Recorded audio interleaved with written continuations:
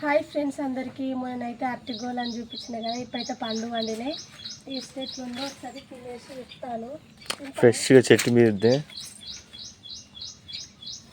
అయ్యో ఇది అప్పలేదు కదా, అయ్యో ఫ్రెండ్స్ అది అటు పక్కకు ఉంటాయి, అటు పక్కకు పెద్ద పెద్ద ఉన్నాయి ఇంకా. అవునా, ఏం కాదు సగం వచ్చింది కదా, ఒకసారి టేస్ట్ ఎట్లుందో తినేసి. అసలు ఫ్రెష్గా చెట్టు మీద వండినాయి. చాలా స్వీట్ ఉంది.